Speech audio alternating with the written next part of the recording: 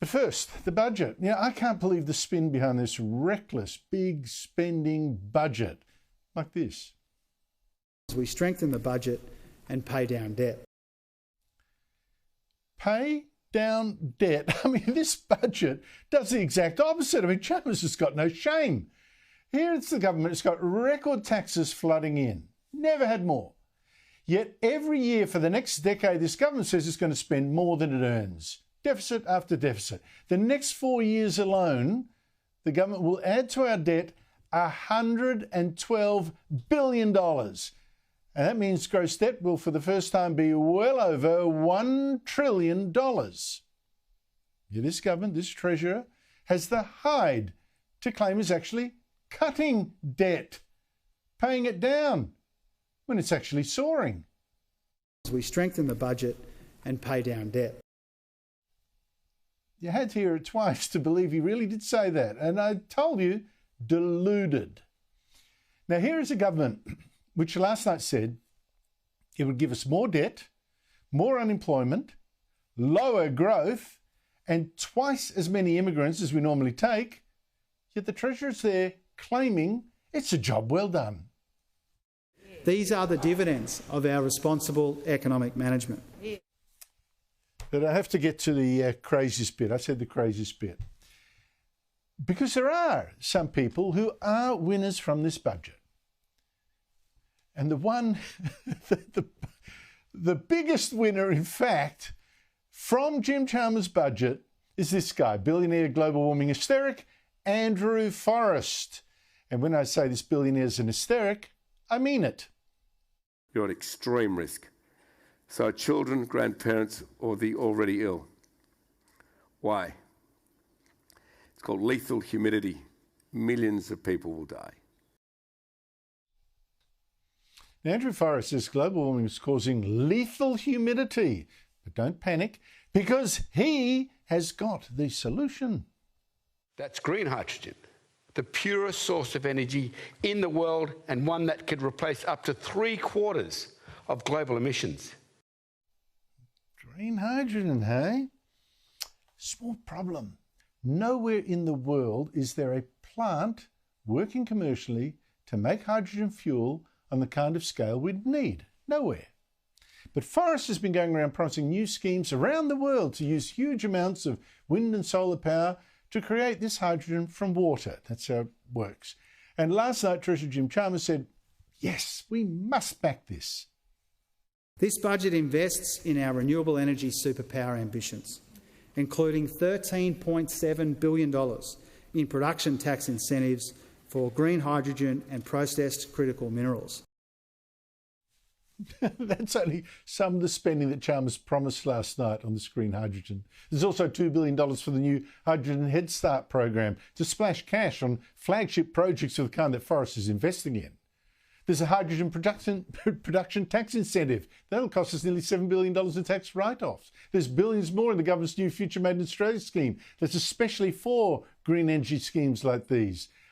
Honestly, the government is betting the house, in fact, betting your house, on this green hydrogen, which Chris Bowen, the Climate Change and Energy Minister, a real evangelical, is also selling very hard. Our green hydrogen future is fundamental to that clean energy future. Now, of course, I get why the government is so desperate for green hydrogen to work. But if wishes were fishes, And that's because we're running out of electricity precisely because of Labor's global warming policies. So wind and solar power are simply too unreliable to make up for all the coal-fired power stations now being closed down. You saw the government last week panicking, we need more gas. The whole thing's a disaster. But green hydrogen? You've got to ask what the government's falling for here. Now ask yourself, if green hydrogen was such a world-beating, sure thing, money-spinning, great solution, why, of all the investors in all the world, does it need Australia's government to chip in to make it work? And if it's that easy, why do so many of Andrew Forrest's projects to make or use hydrogen get delayed or called off with no known progress? For instance, 3 years ago, Forrest and Queensland Premier Anastasia Palaszczuk, back then, promoted Forrest's planned hydrogen project on Gibson Island to make ammonia, and they made it sound like it was already a done deal. What we're seeing is an industrial green revolution. Queensland leads Australia where Queensland leads the world in really exciting, sustainable green industries.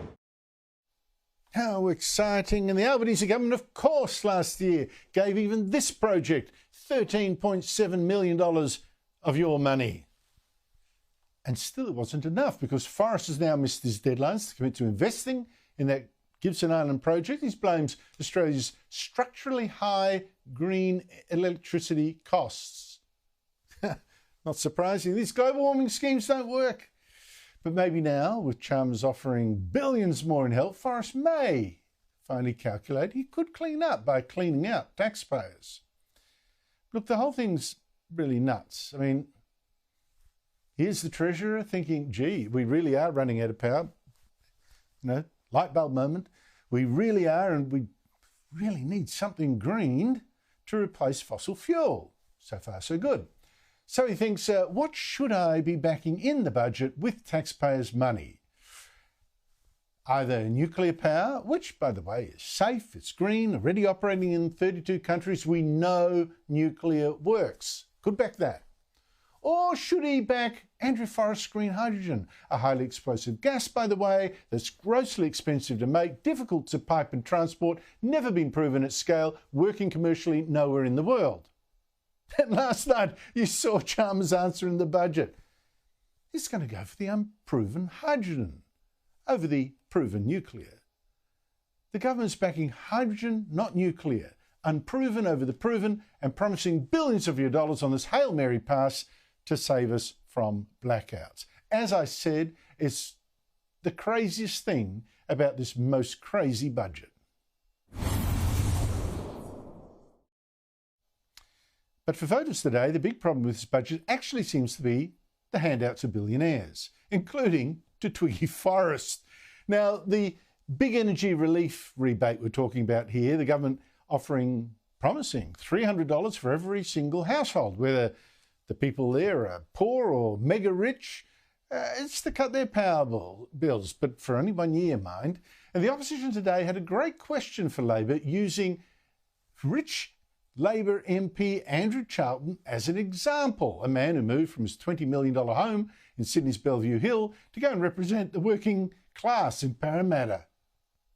If we take a typical Australian, let's call him Andrew, who recently had to relocate from Bellevue Hill to Parramatta for work reasons and happens to own 5 houses, including a newly acquired $12 million beach house at Palm Beach, will he be eligible to receive the rebate on all 5 houses? The Prime Minister wouldn't give a straight answer to that, perhaps not surprisingly. And out in the suburbs today, it did seem many voters don't understand this whole thing either, even if some are personally happy to get the $300 themselves. No, I don't think it's... I think it's just buying votes. It sounds like it to me. Not really. We got a solar panels at home, so it won't help us much with the energy bill. I think that this is going to be helping us a fair bit after a very tough time. Inflation is taking us to a level that has been unheard of in my situation for a long, long time. I think it was very easy just to say everyone's going to get it, but there are a lot of people that do not need a $300 rebate. A lot of people. I think it should be means tested. Why? Because I think it's unfair that we are providing money to those people who don't need it.